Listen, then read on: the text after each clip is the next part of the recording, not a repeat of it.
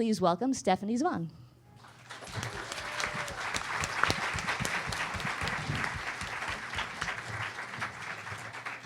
Thank you, everybody, and I will just echo Lauren's additional thanks for getting out here this early in the morning. The last time I had to talk at a conference this early, at least I was talking about sex, and I'm really impressed this many people have showed up. So, a quick show of hands. How many people here used to be religious? Okay, this is going to be easier the other way. How many of you have never been religious? That's actually a pretty good-sized group. I'm in that group as well. So I am coming to this topic, which, in case you've been too tired to read, is about leaving religion, as kind of an outsider myself. So I am really interested in hearing what our panelists have to say, and I am going to ask them to introduce themselves as they speak and to tell us a little bit about where they come from in a religious sense. My name is Vyckie Garrison. I have a blog, No Longer Quivering. I always say that's not as kinky as it sounds. It's dealing with religious abuse and religious fundamentalism. I was involved in a sect of a movement in Christianity, which is a growing movement called Quiverful. Yes, and Amanda had talked yesterday about the Duggar family, and of course the 19 kids and counting. They deny being Quiverful, but the thing about that is that Quiverful is not a denomination where you would join, have a membership or whatever. You can find these families in pretty much all the evangelical denominations, and especially in the fundamentalist churches. And what that is true believers. We were biblical families, and we took the biblical family values that you hear about very seriously, very literally, and those include, of course, no birth control. That's how I have 7 children. We homeschooled. We, definitely practice the patriarchy, where the male is the head of the household, the female is submissive. We were very isolationist. We kept, because we believed that we were so right, such good students of the word, we got to the point where the Independent Fundamental Baptist Church in our town, we believed was too wishy-washy, too compromising. And so then we ended up home churching. And I got out of that about 5 years ago, and I started the website, No Longer Quivering. And so that's me. Hi, good morning, everyone. It's a good morning today. I'm Jamila Bey, and I probably live 2 miles away, but it's next to a military base, so you try and go out the wrong entrance, you wind up 10 minutes late, forgive me. You may not have noticed, but I am an African American. I hide it pretty well. Being an African American woman, there are certain things that statistically are incredibly likely. I am statistically the most religious demographic in this country. Statistically, I tithe more than every other demographic in this country. And if I were to go to any event, a wedding, a retirement, making the bus on time, sister, praise Jesus, you're here. Statistically speaking, I don't exist, and that's sad. I'm doing my damnedest, but that's sad. I was raised by a Southern Baptist mother who converted to Christianity, converted to Catholicism when I was 5.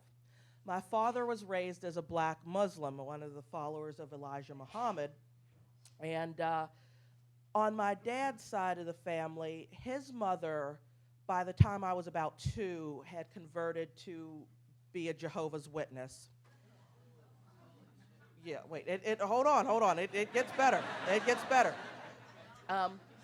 My dad is one of 8 siblings, as is my mom. All of my dad's siblings married Catholics, except for the eldest brother who married a Jew. I, of course, married a Jew.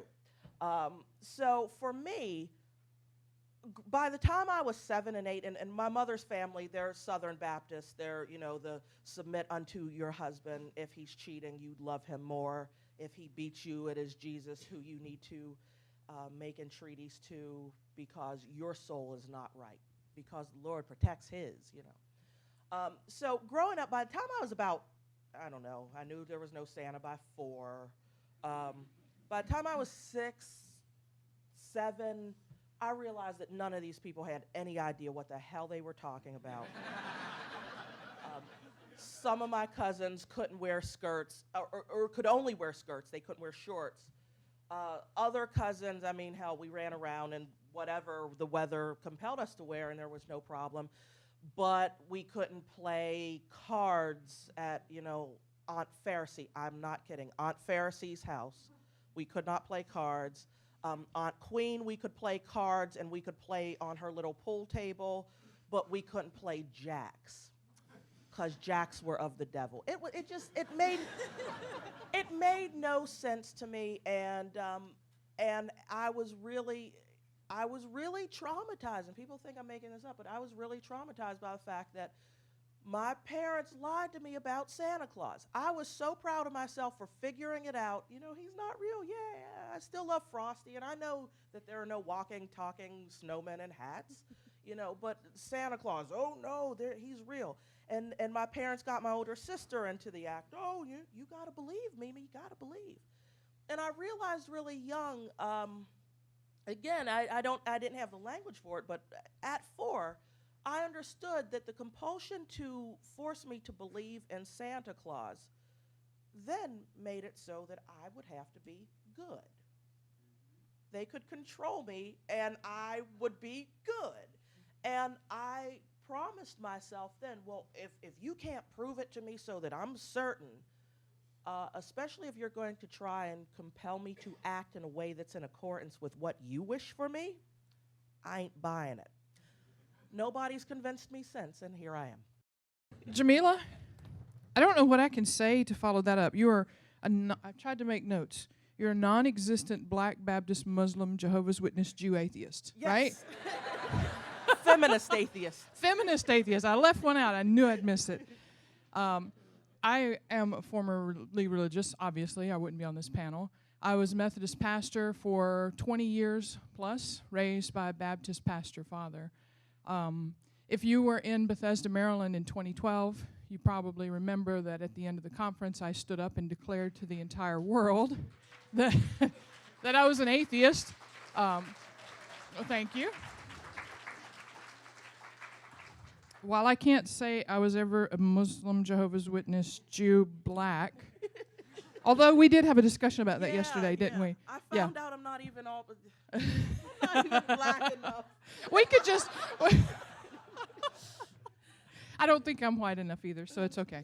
I'm definitely not Christian enough.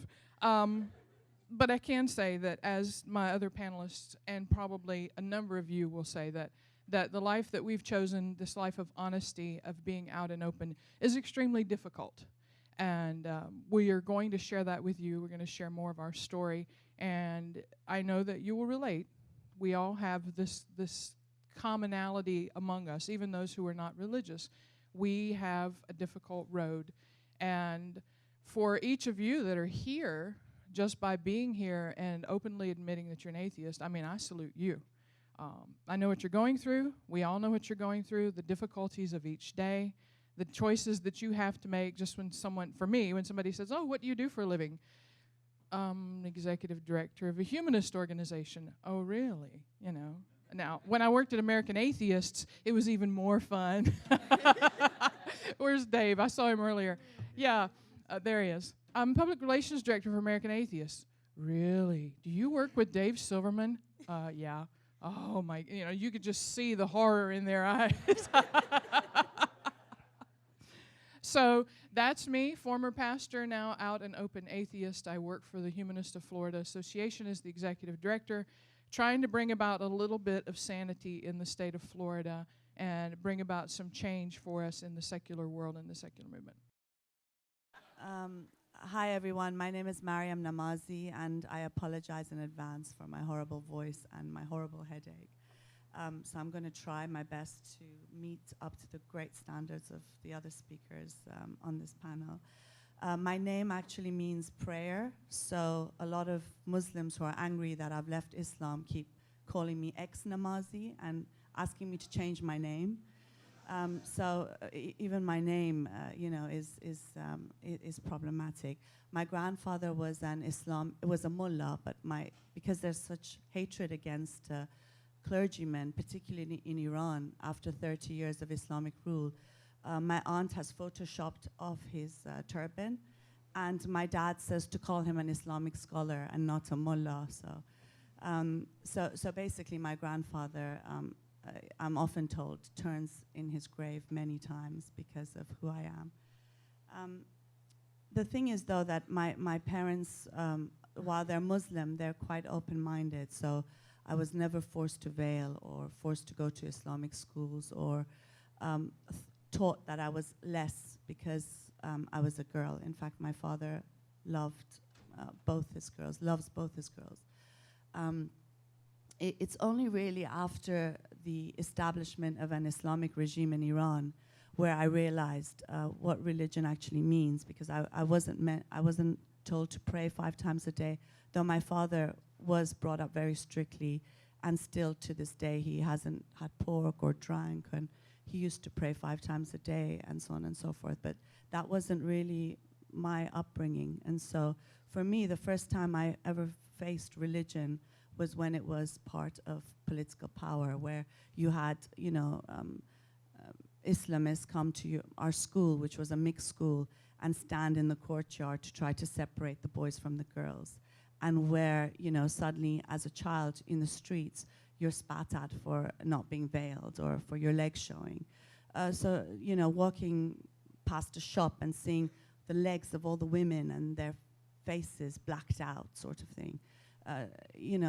The whole sort of misogyny, the deep-seated hatred of women and girls is so clearly shown in a situation like that. And I think that's where, for me, it became very much a different phenomenon than a personal matter and a personal religion.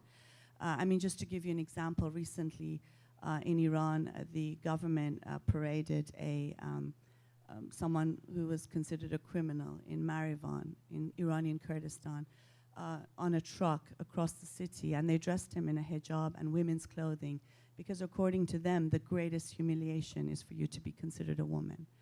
And under Islam, being considered a woman, there's a hadith of Muhammad, Islam's prophet, which says that there is no greater affliction that has been left to the world than women. And so proudly I say, yes, I am the affliction, I am the fitna that will bring Islamism to its knees.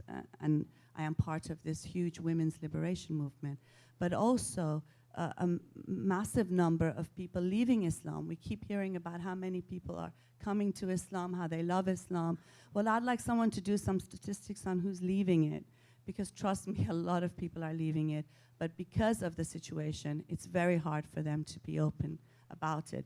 We have many ex-Muslim members who are veiled, who are wearing the burqa, who go to the mosque, and yet are atheists. They're closet atheists because of the threats and intimidation that follows it. So I've also established something 5 years ago called the Council of Ex-Muslims, and it's basically an attempt to break the taboo that comes with renouncing Islam, but also saying, if you're going to punish us with death, if you're going to threaten us for leaving Islam, we will come out in public and challenge you and break this taboo. And after 5 years, there's been a great movement of visible atheists, not just in the West, but also in the Middle East and North Africa. And I think that's a wonderful thing. Thank you. As you discovered that you no longer believed, what kind of separation or perhaps even isolation did you feel from the obviously religious communities and families that you were in? I got disowned by my parents. I'm undisowned now.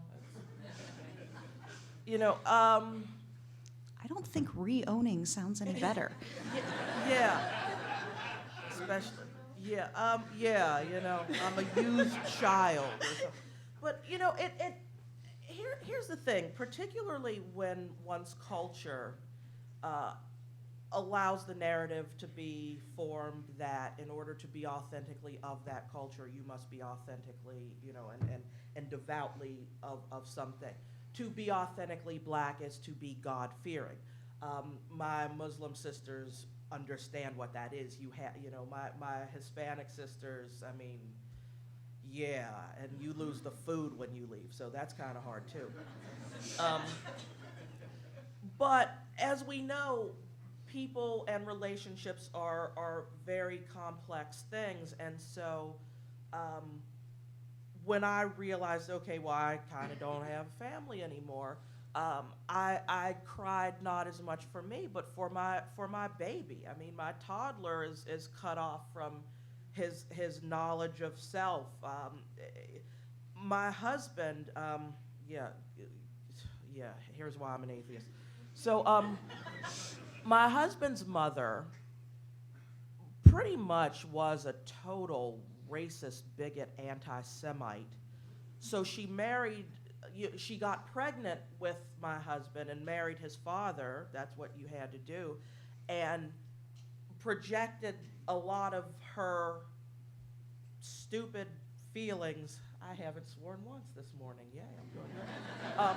Projected that onto this innocent child. She baptized him so that his Jewish family would not want to have anything to do with him. She was quite successful in that. My husband doesn't really have, there are some celebrities in his family that I bet if I gave the names, this room would know, that he's blood related to and has no contact with, and yet we can flip through channels and see some of my kids' relatives that he'll never know.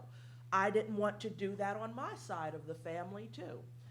So the undisownment kind of thing, on the one hand, I wish I could, screw you said you didn't have a daughter, but that's not the reality, and that's unfortunately what a lot of folks go through. I was part of a BBC radio documentary of black atheists, and I was the only one whose family would talk to the reporters. So many of the people who look as I do, who are atheists, who realize if I come out, I have no family. If I come out, I'm not black anymore. Who am I? The history of black folks, particularly in America, is not as religious as it's been told. They're just the ones writing the books. They're the ones with the better music so far. And that matters, because I will tell you, there are certain songs you do the first line of, and I am compelled to, at least grudgingly nod my head. It is intrinsic in who I am. I cannot, I cannot divorce the parts of me that love being in Congress with my friends, my family, the people I grew up with, from the fact that we were doing it at a church or at the family picnic. Where I come from gospel singers. It's hard to stand up and tell people, you know what, I will not have anything more to do with you. And then they offered an olive branch, and I came back because I miss it. It was lonely, and it's very hard. And I wish I was harder ass, but now I've got this kid, and I really want him to know as much love and joy as he can. And I've got some great relatives who believe wretched things, so it's hard. It is hard. What's it like for you? I mean, I can't wait to hear. Well, because we had become so isolated, we rejected pretty much everyone before leaving, and we had left so many churches, and we ended up just home churching. So we had such a narrow circle of friends anyway. And when I left, I was actually able to bring one of the home church ladies who has 11 children, made me feel like a slacker. She got out too, and so I have my best friend, which is awesome. The hardest part for me in terms of this question, about 6 months after I became a Christian, I had an opportunity to share the gospel with my mother, and I led her to the Lord. And so for 20-some years, we had that as a, commonality to be able, we would pray together, we would do Bible study together, and we had always been very close, but then we had Jesus in common too. And it's been about 5 years now that I've been out. And at first, my mother, she was very supportive because she saw what it was doing to our family. And she did not like the abuse that was going on. She did not like the controlling. And so she was very supportive. But as I'm getting farther and farther out, she came to this point where she realized that, if she kept with me, it was going to be this thing where she's going to have to give up Jesus. And my mother has not been willing to go there. And so now it gets more and more awkward to be with her because, we are close. I love my mother. She loves me. We want to have that support. But she watches Fox News and Rush Limbaugh, and almost everything that she says is offensive. So I let a lot of it go, a lot of it. But there are some things that I just have to respond to. And then I have the kids. My kids, it's great. They all were just really ready to ditch the whole thing because it had become so oppressive to them. They basically had no lives. And so, they latched on. They're like, great, let us get out and get far out. And so, having these kids who now speak their mind, they are not obedient little, it used to be instant joyous obedience. That was what the goal was. And we have completely dropped that now. My kids will just, it's not like they're horrible. They haven't gone out and, got onto drugs or, whatever. But they don't, if I tell them to do something, they don't just jump up and say, yes, Mom. Which is okay. It's okay with me. But my mom, she doesn't like it. She liked my kids better when they were quiet and respectful. So yeah, that's the part that's been more of a challenge. I miss my mom. I miss being able to just sit down and talk without having everything to be so awkward.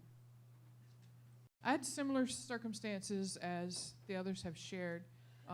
When I came home, this thing exists called YouTube. Have you ever heard of YouTube? So it was not like I had to actually go to anybody and come out. I mean, they watched the video. So it was instantaneous, and yes, there was a huge fallout, which, a year and a few months later still exists in many, many forms.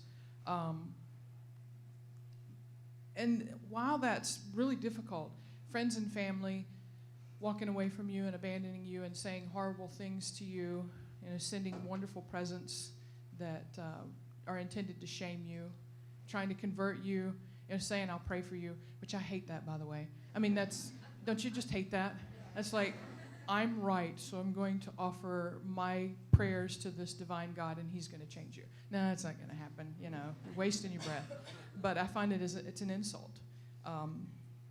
So dealing with all those things, dealing with my father and his death this past August, going back to the heart of Alabama, being surrounded by my family, friends. My dad was a pastor for years. I mean, there were, 300 or 400 people that came through the receiving line that evening. And They knew what was going on, and I knew that they knew what was going on, and I had to stand there and smile and be pleasant and listen to them say, I mean, they weren't ugly, but, you know, it was just that tense, awkward time, which was really difficult. Before, if it had been a few years ago, while I was still a believer, it would have been just this wonderful homecoming, this wonderful reunion. I would have enjoyed standing around and singing all the old hymns. That was my life, as you know, the others have shared growing up. You know, it wasn't like I hated being a Christian. I loved it. I loved being in church. I loved being a pastor. And when I finally began to realize that I no longer believed, I was really upset. I didn't want it to be true. And that may sound strange to you, or maybe you understand that. I don't know. But it was my entire life. It was my entire existence. It's who I was.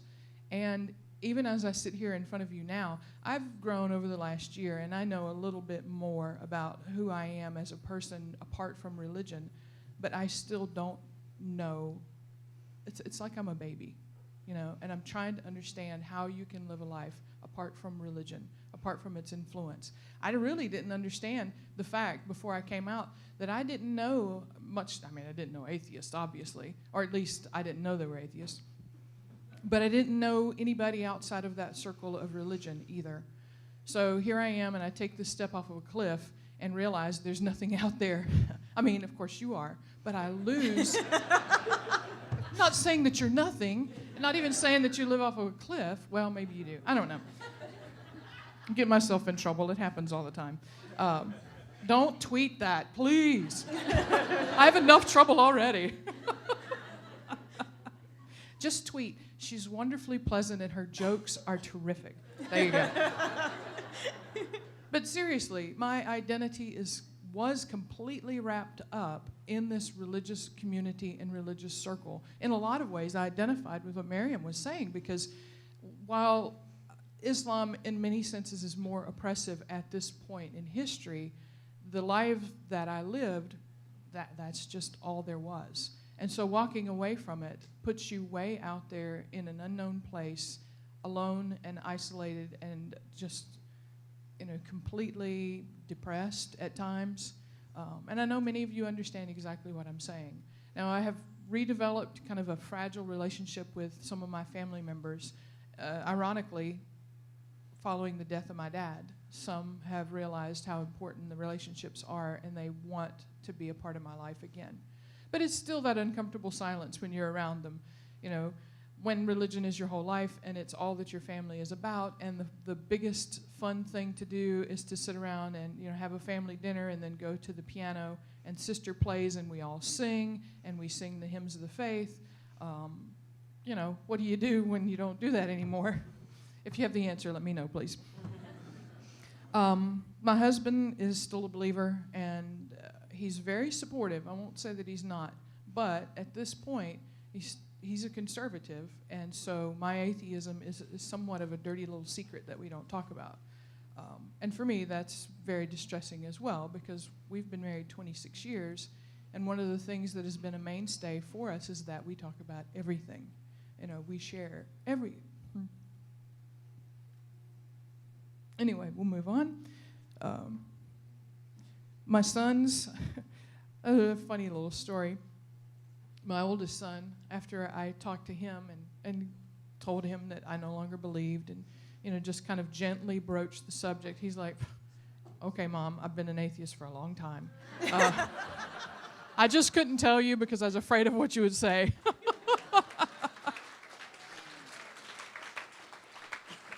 So he married last May, and he lives in Kissimmee with his wife.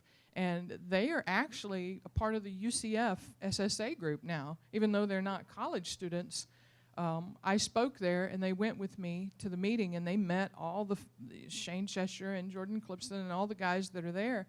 And after they left, they were like, Mom, do you think that we could go to their meetings even though we're not members or college students at UCF? I'm like, yeah, they would love to have you. So he's even tattooed a red atheist symbol on his calf.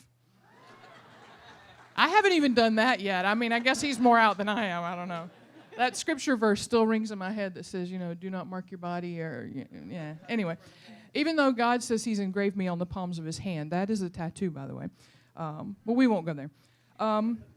My other son came to the American Atheist Convention with me. If you were there this past year, you met him. Yeah, he's not quite sure what he is. He's definitely not religious, but he also honestly doesn't give a crap. And he had more fun at the AA convention than I think he's had since all this started with me. They were abandoned as well. It's like they were collateral damage, which is completely and totally unfair and wrong, but it's reality. So they've found a home amongst you as much as I have, which is just, very interesting. The church hasn't even reached out to them in any way to make sure that they're okay, to make sure that they're doing well.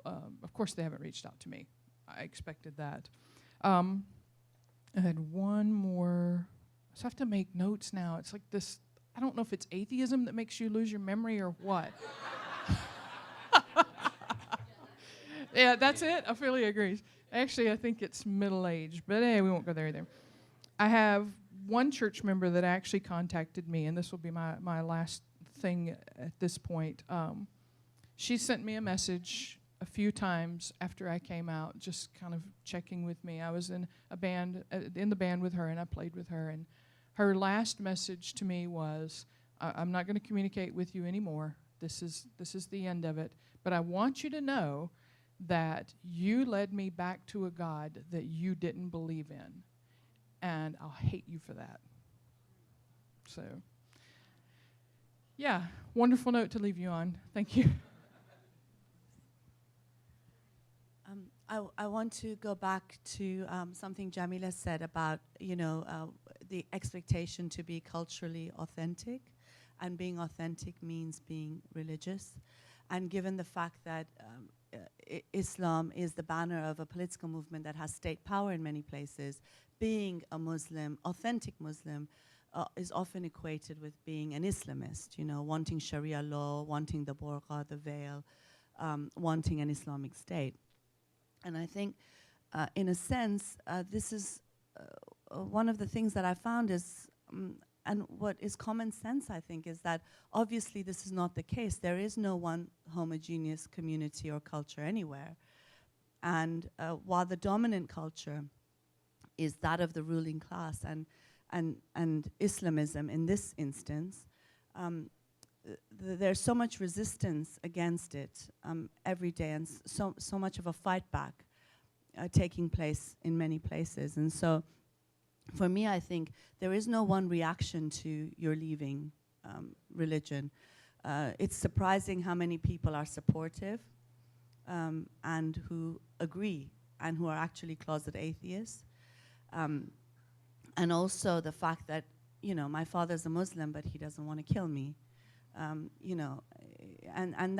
that's also, I know, yay. That's also, that's also a reaction. Obviously, there are so many people who fear for their lives from their families, and I can't imagine that because I have such a loving family. But I think to feel unsafe in your home with your parents must be the most difficult thing, because that's, and there are people who have that, but it's a spectrum. And the whole demand to be authentic, I find, is more not necessarily from the Muslim community, but from others. I won Secularist of the Year award in London a couple of years ago, and a secular society in the UK invited me for a talk. And obviously they knew I had won the Secularist of the Year award, which is why they invited me. And as I entered, the first thing they asked me was, we serve homemade wine here. I hope you don't mind.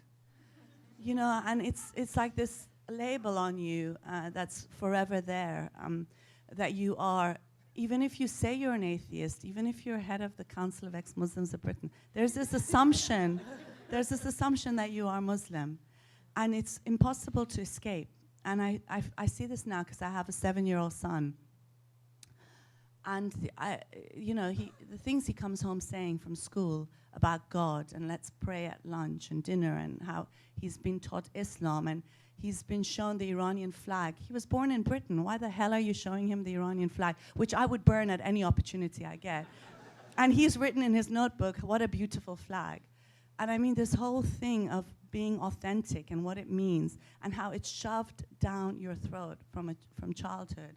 And it stays with you even in adulthood. So no matter how loudly you say, I'm here, I'm an atheist, I don't believe, they'll still label you as a Muslim somehow, somewhere.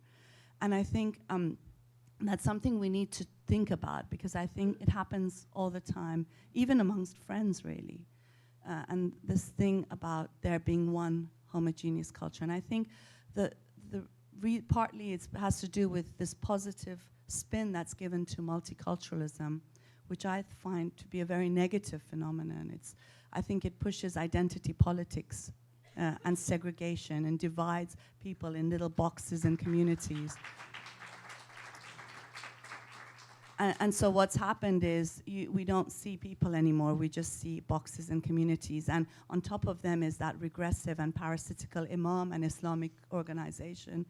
And there's no longer a concept of citizenship, universal rights. Things are changing though, and that's what I'm going to be talking about in the afternoon. But so things are changing, hopefully. But I think that has a huge role to play in the fact that what is considered culturally authentic and how it sometimes feels like there's no escape. So when you did come out and you were facing all of this from the people that you had been interacting with, and this panel is probably going to skew the answers to those questions because you're up here because you're accomplished. How much did you find resources available for you, welcoming communities to step into, and how much did you feel like you really had to build those resources yourselves? When I came out, now, I didn't know any of this beforehand. And you're probably going to say, well, how didn't you know? Well, we just shared that extremely isolated, extremely insular society. I had no idea what was going to happen after I came out. I just knew that I had to be honest and I had to be authentic, and that the turmoil and torture, I tried to combine those two words, that I was going through had to end. And so, yes, I chose a public way to do it. Just a moment of insanity, honestly. So knowing or not knowing what the result was going to be, knowing that I was going to be, in my understanding, abandoned not only by my religion but by everyone in general, unemployed, just had absolutely no idea. It is the least thought out thing I ever did in my life. And I'm typically, if you know me, some of you have worked with me, you know I'm very detailed, I'm very organized, I make lists, I have lists up here. But that was completely impulsive and spontaneous. And I don't regret it at all, because the first thing that happened was the community emotionally accepted and emotionally supported me, and has continued to do that all the way through this entire process. The second thing that occurred, as I said, the church completely walked away, didn't check on us, didn't make sure we had groceries or any of those things. But the atheist community financially supported our family. I mean, you may not know that. I don't talk a whole lot about the financial difficulties, which did exist. I'm not the kind of person, we're Irish. That's our heritage. And so Irish, we're reserved, we're strong, we can handle it. So we don't really open up, or at least I don't open up and share a lot of personal things. But the atheist and humanist communities financially supported us. When I got the job at American Atheists, after Dave and the staff put me through the ringer to make sure this ex-preacher could handle the job, I came to New Jersey, and for a month, New Jersey Humanists supported me, let me live in one of the homes, and took care of me emotionally through the entire time. And now I'm working for the Humanists of Florida. So the secular community has really been just an enormous set of resources for me. I think there's only three of us officially from the Clergy Project who have come out. 2 gentlemen, and of course I'm a woman. As Jamila is black, I'm a woman, in case you didn't know that. I'm the only woman who has come out publicly and transitioned from being an active pastor into being an active atheist. Thank you.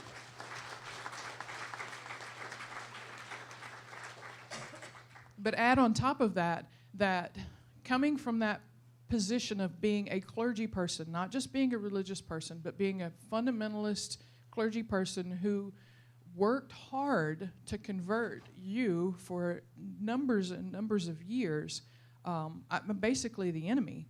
I mean, really, if you think about it, just logically, strip everything away, look at it with reality, to come into it and be so accepted to the point of being offered not only one job, one employed position, but now two in the free thought community. You know, that's, if you think about what Christianity says they are, they don't do it, of course. The atheist community does it, you know, accepting, offering, you know, grace, so to speak, offering that opportunity to walk away, to be accepted, to give a soft place for people to land, and, I mean, for me, employment in something that I'm good at and something that I love to do, which is to help people to pursue the truth, to teach the truth, and to help other people to come out. Recently, I was honored in a way that absolutely shocked me beyond anything I think I've ever been shocked with. At the 50th anniversary convention, I was awarded Atheist of the Year, which is crazy. I'm an ex-pastor. I mean, really.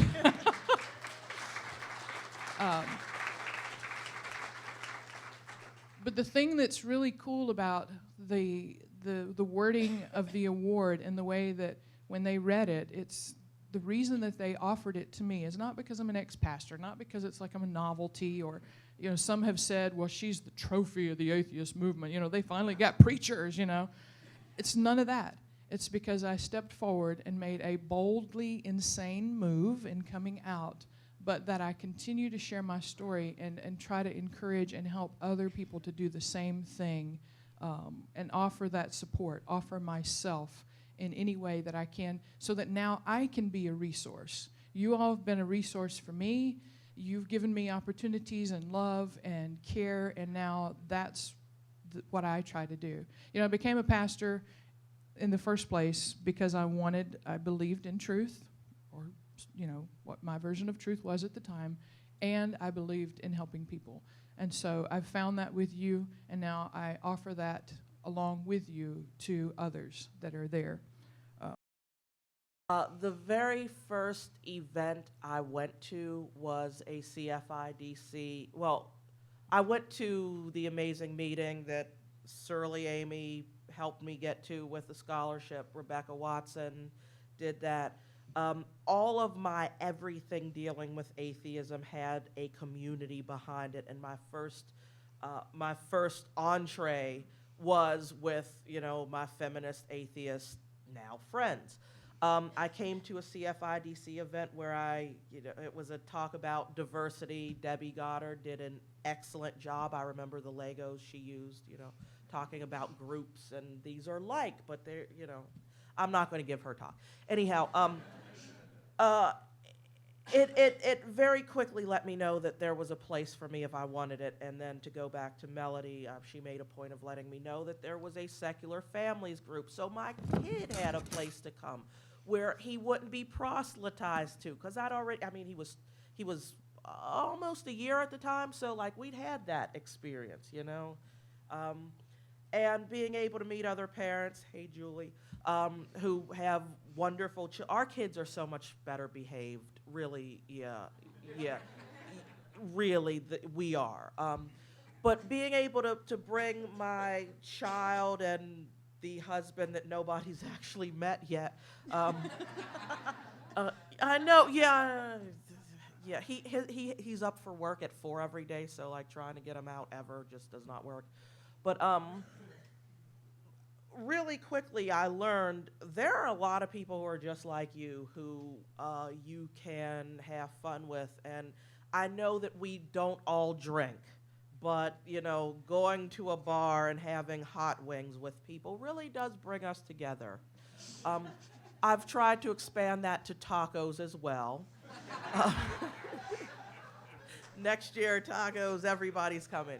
But for me, I'm fortunate. I live in D.C. Nobody, well, not nobody, but it's easy to, just gloss it over. I mean, there are more divisions between your political affiliation than your religious one here, and it's not like that in the rest of the country, which I'm sure you know better than do I. So here, I was really quickly brought into, hey, here's what we are doing. Here's what we are doing. Bring your kid. Let your husband come out. We're going to cook meat on a grill. Men are there. I've very much been able to, it wasn't even a replacement. It was, I didn't have a church home, y'all. So all of my socialization, once I started liking living in Washington, it was all fellow heathen folks who were extending themselves and extending their friendship and being really kind to my child.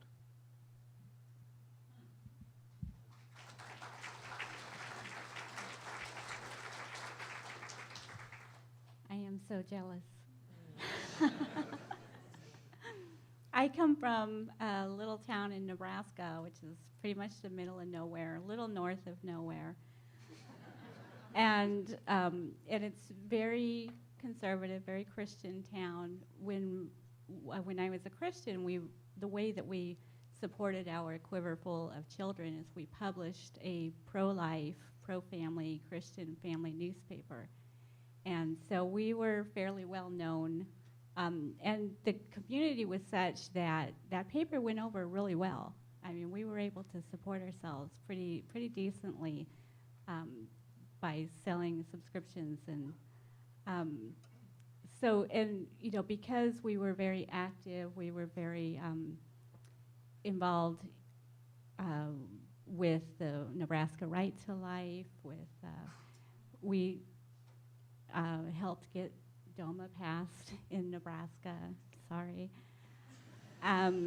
But we were awarded Nebraska Family of the Year in 2003, and that was by the Nebraska Family Council, which is associated with Focus on the Family, Family Research Council. So, that was us. We were out there. People knew who we were. And so in our local community, when everything just fell apart, and like I said, we had already distanced ourselves pretty much from everyone, but they still, we were kind of public figures. And I don't know why I didn't move away. I stayed there, and it was me, and it was my kids. I still had 6 living at home at the time. And I want to say, I don't want to downplay how difficult that was. It definitely was a challenge, but, the quiverful lifestyle is impossible. So I went from doing impossible to doing overwhelmingly difficult. It kind of was a relief. It was, and I really did not. I know there are other atheists in my community, but none of them will admit it openly because they don't want to lose their jobs. So it's pretty much me. And but what happened for me is I was reading Alternet. My uncle, who helped me to get out, he introduced me to Alternet, and I was reading that one day about maybe a year after I had left. And there was an article by Catherine Joyce. She had just written a book called Quiverful. And Catherine Joyce is really the one who coined that term and started calling this movement quiverful because, when I was I never called myself quiverful, and that's why the Duggars don't claim the title either. We were just biblical families. But she had a piece on Alternet that was promoting that book, and I was reading through it, and all of the authors that she mentioned, all of the books that she mentioned, the movement leaders, I was like, I know them. I knew them. And some of the magazines, I had written articles that were published in those magazines, and I'm like, wow, I didn't know anybody who wasn't, in it even knew about it. And somehow I managed to get in contact with Catherine, and I called her up, and I just poured out my whole story. I was like, that is exactly what I was doing, I just about killed myself with all of these pregnancies and horrible deliveries and, you know, just the physical. I just, yeah, it was hard. And I told my story to Catherine, and she said, well, I wish I would have known you before I got the book published, because she hadn't had anyone to interview who had gotten out. And, you know, I had basically gone through that process myself. And she said, you need to write a book. I was like, well, I still have 6 kids at home. I don't think I can write a book. But I said, I can, you know, blog. I can write a you know, kind of tell my story. And I started No Longer Quivering with my friend Laura, with the 11 kids, just to tell our stories. And it was really just a way to process, for me to try and figure out what it was that I had been doing and why it wasn't, you know, why it hadn't worked. You know, I was like, the story of the quiverful mom who had 7 kids, what happened to her? She went stork raving mad. And that was me. I was like trying to figure out what happened. How did I get there? But it was really amazing when I started the blog. You know, I didn't really know. I didn't expect that anyone who was living that would come and read, and, you know, basically they were going to stay away from me because they had heard what happened to poor Vyckie. That's how I was referred to, poor Vyckie. But I was amazed that there was this huge, you know, people just started reading, and there was this response. It was amazing, and I think it's because Quiverful, even though it's an extreme practice, it really encompasses some of very basic beliefs that we have, that permeating our culture. Patriarchy, you know, Quiverful is like all that writ large, and when you can see it blown up and lived out to its logical conclusion, it kind of helps people to see where it's influencing their lives on a smaller scale. And so so basically I ended up, you know, once I started writing and just kind of processing, and that was my way of, it was like therapy for me. But then other women from the Quiverful movement started coming and reading. They just got curious. It's like, what happened to poor Vyckie? And so they started reading, and they saying, wow, this is true. This is what it's like, and it's not really working out that well for me either.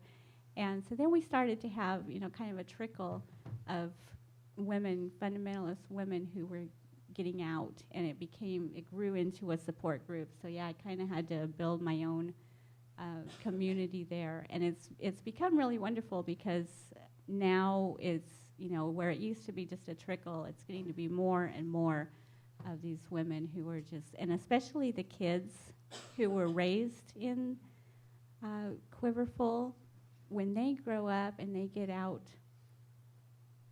they are pissed. They're like, what is going on? Because they have been, you know, basically denied their childhood, especially the older daughters.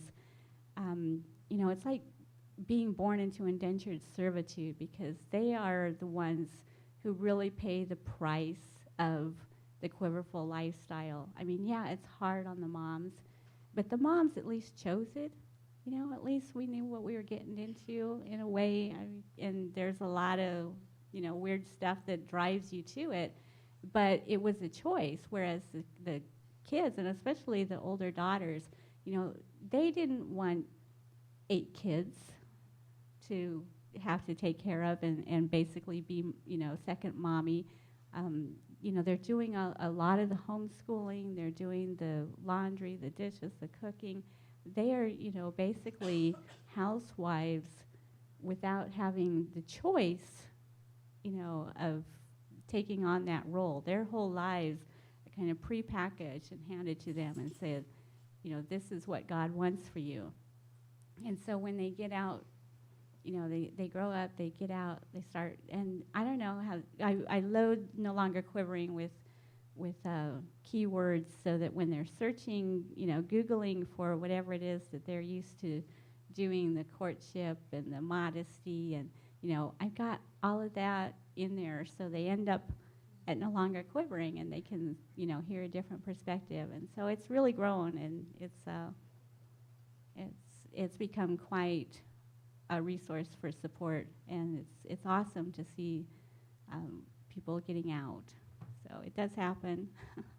I'm part of a political opposition group in Iran, a socialist group. So I found a lot of support there. And I did refugee rights work for 20 years.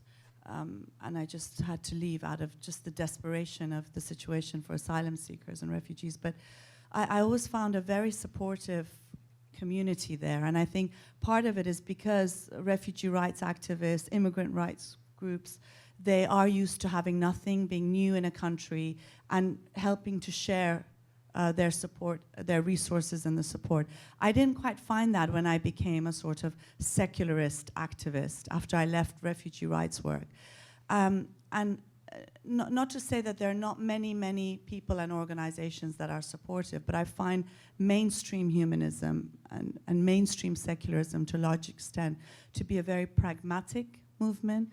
And I think in a sense, because of this push to become one of many faiths and beliefs in the interfaith world, to have a bigger piece of the pie, there is a move to be less critical of religion to some extent. I don't know, that's been my personal experience.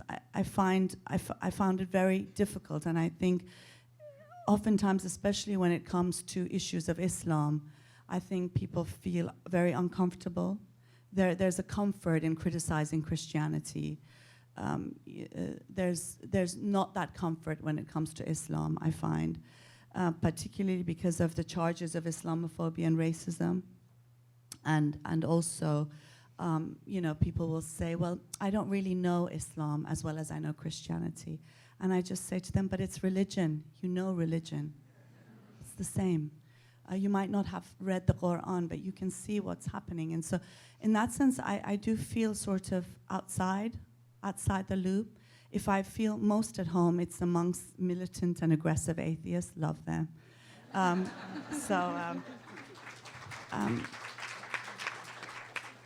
I do want to put a plug here, though, for the many atheists and secularists who are on the front lines fighting Islamism in the Middle East and North Africa, who I don't believe get enough support from the atheist and secularist movement in the West. I think that the support is abysmal, given that they are us and we are them. So I actually asked Stephanie for permission, and I think this is a good time to do this, there are a couple of cases that we're all concerned about. The Bangladeshi bloggers, 4 atheists are in prison. There's threats of imprisoning more. The 4 who have been imprisoned are atheists, though not all 84 on the death list of the Islamists are atheists, but they're all free thinkers. There's Imad Eddin Habib. He founded the first Council of Ex-Muslims in a country where Islam is the state religion in Morocco. A hugely brave thing to do. He is in hiding now. He's faced threats. The ruling ulama of Jordan have issued a fatwa calling for apostasy to be punishable by death. We're working with him and helping him, but he needs the support of atheists and secularists. And of course, there's Alex Ahn, who wrote, he is an atheist on Facebook, and he is still in prison. Why is he still in prison? Why are we not making enough noise about these people? So what I'd like to do is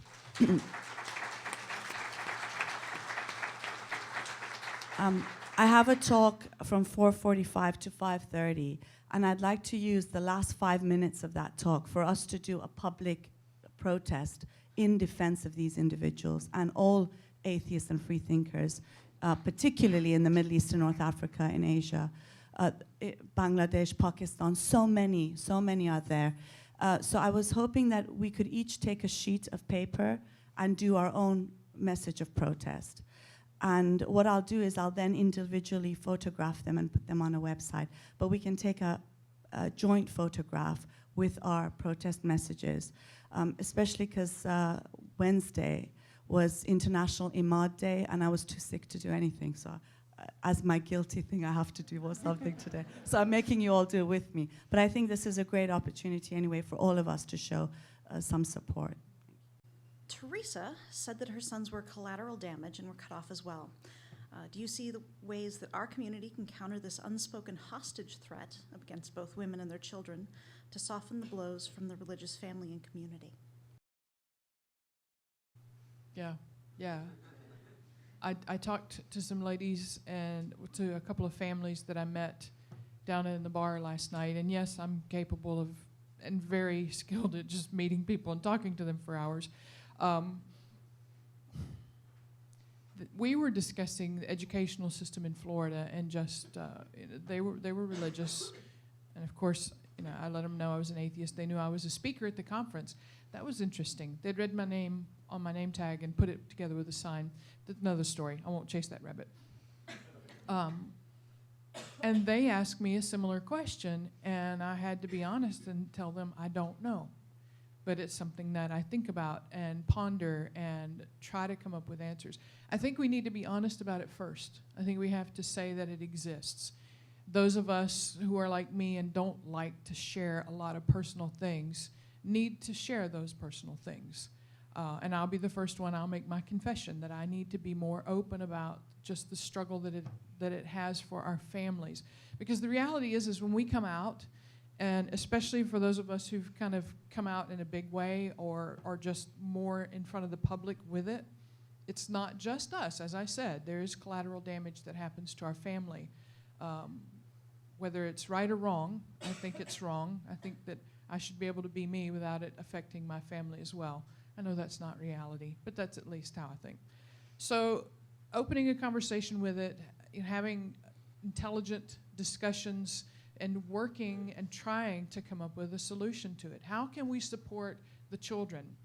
My sons are adults. They're 23 and 25. They're not young kids by any stretch, but it still affects them.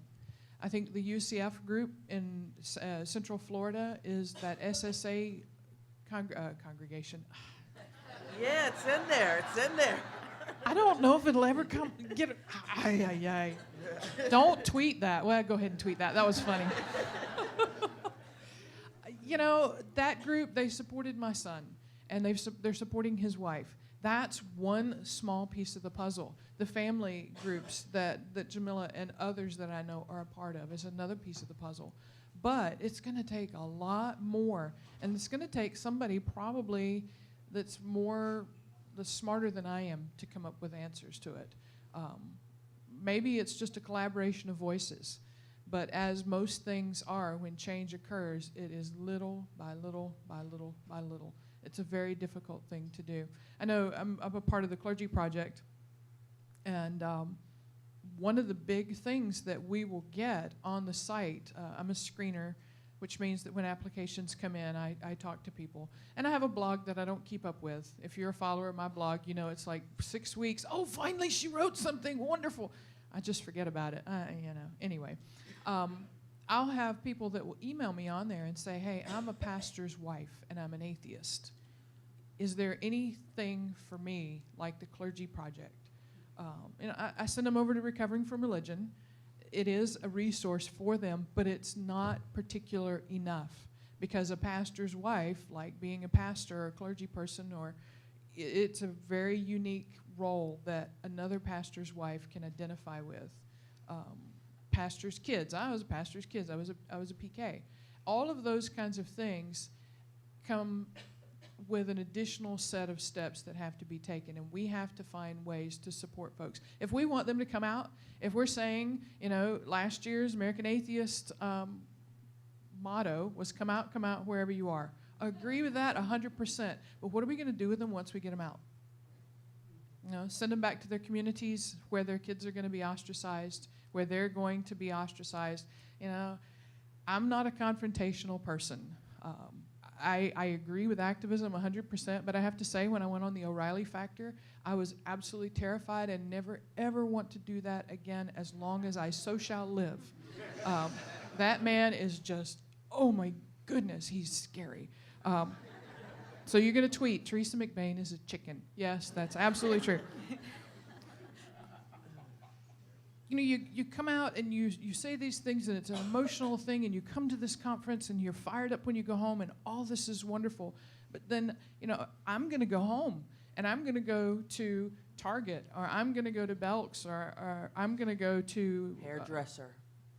I found a hairdresser that's a free thinker. Yeah.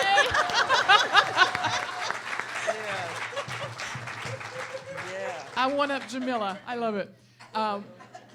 Yeah, I had to give up my hairdresser. Ladies, you know that is serious business. But I'm making light of it. You know, and it's funny in a way, but it's very, very sad. You know, how do you deal with those kinds of things, and how can we support that, and how can we support our families who are thrown into it? We need to have conversations. We need to admit that it exists. We need to do panels like this and discuss it. We need to create, not committees. What do you do when you're not in church and you want to get a bunch of people together? Is it a committee?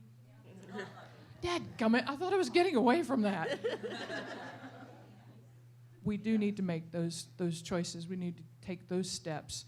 And in whatever ways that we can, and in however many ways that we can, we have to make sure that the people who are affected by our choices are cared for.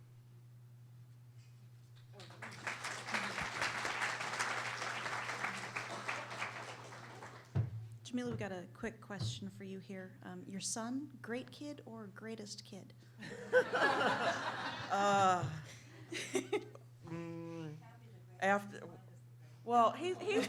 He's pretty great. Yesterday it was career day at school, and his preschool class got a bunch of NASA engineers. They got to play with the spacesuit, and so the kid all last night was talking about escape velocity and colonizing Mars by 2022, and how he's interested in working on the project. He's 4.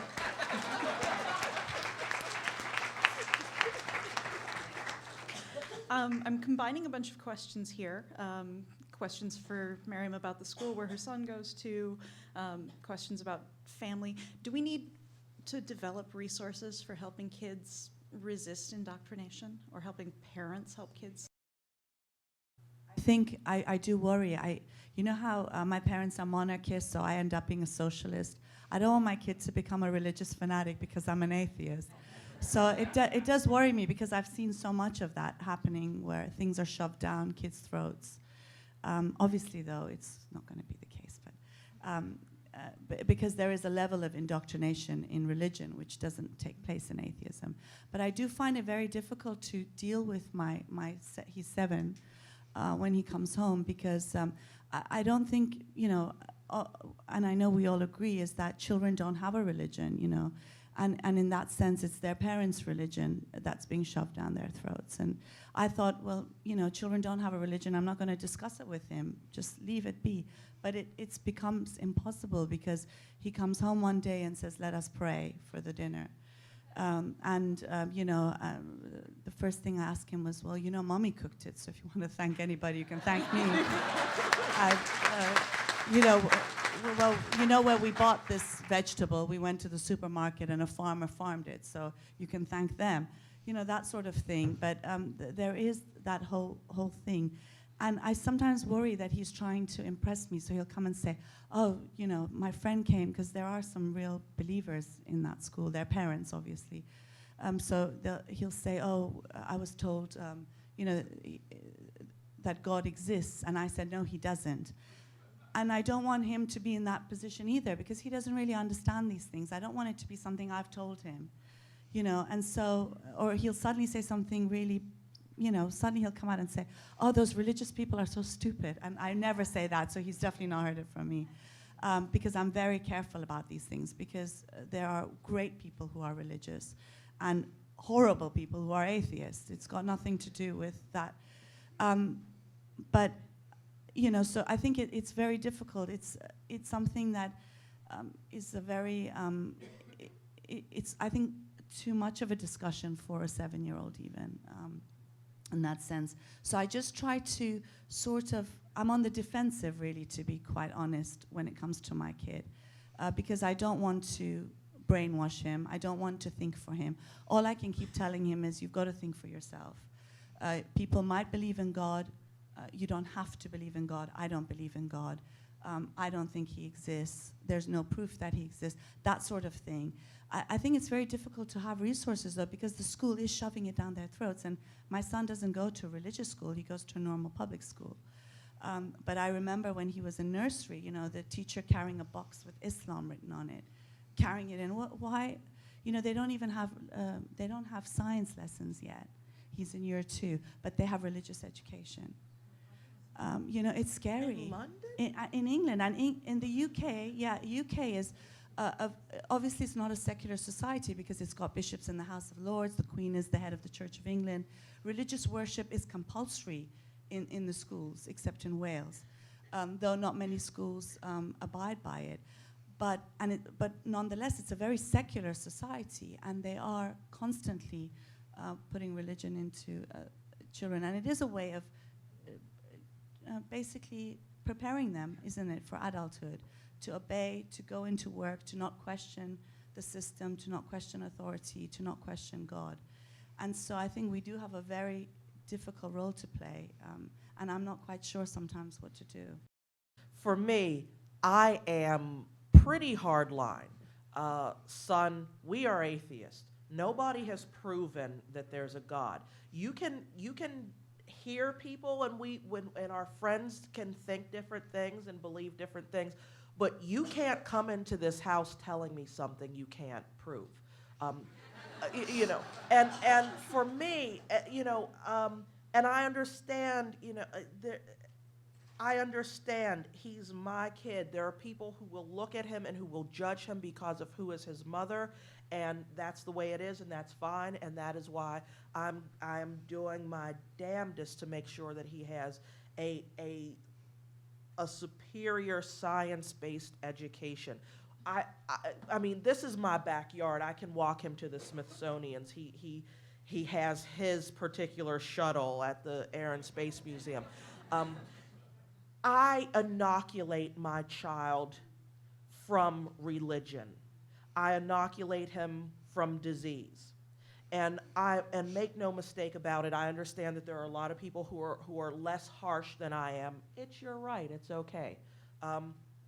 But for me, I will not have a child, once he's 18, the conversation shifts. I understand the hypocrisy of me saying, you're in my house, damn it, you're a little person and I'm paying the bills. Where have we heard that before? But instead of telling him what he will think, I will tell him, you will think. You will, okay, you've said it, now prove it. You can't prove it, mommy wins. You know, so that's how I deal with that. I love him, I want the best for him, and as I train up and protect his body, I have to train up and protect his mind, and I'm not having a kid who can't think. Not to say that people who say, oh, you can believe what, you know, I mean, Del McGowan has written extensively, wonderfully. I'm hardline. That's not for me. What is for me is, okay, damn it, let's go head to head, prove it. I mean, I think that's a good way of looking at it, not indoctrinating, because that's something I'm completely opposed to. You know, we don't say, because I'm a communist, my child has to be a communist. We've heard this argument before.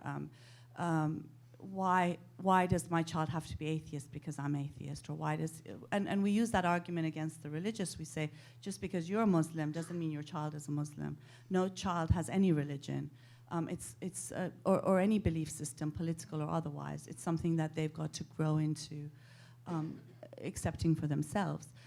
Inoculating them with science, with rationality, with questioning of authority, of course, that's a given. And I think all parents should do that, religious or not, if they don't want to indoctrinate their kids. But I do think, again, it's more subtle in the sense of when your child comes to you and says, this child talks about God, I think you have to be careful as well about how he's going to be able to defend himself. I don't want him parroting what I say, because he's not going to be able to win. The teacher is going to side with the child who says God exists, and they're going to isolate him. So he has to be able to sort of come up with his own ideas of why. And I think that inoculation of giving him reason, rationality, being able to argue, rather than saying, this is an atheist family, is the way to go. Though he knows very clearly that I'm an atheist, I can't assume that he will be one. I hope he will be one, and I hope I'll raise him to be one, as well as a free thinker, as well as a socialist. But he is not mine to decide. His thinking is for himself. On balance, given the trauma and the separation, are you glad you came out as an atheist? A study just came out talking about the poor mental health conditions of men who have sex with men but don't identify as gay or bisexual. They have severe mental health problems. Many of them who are closeted do. And I first thing thought, well, I could have told you that. I know how it was for me when I was pretending to be Catholic. You cannot live inauthentic to yourself. You cannot. Most people find it hard to lie about who they are, and throwing off the expectations of others and say, here is who I am, this is the human being that you have before you, accept me or don't, is one of the most freeing things I imagine, but I've never skinny dipped.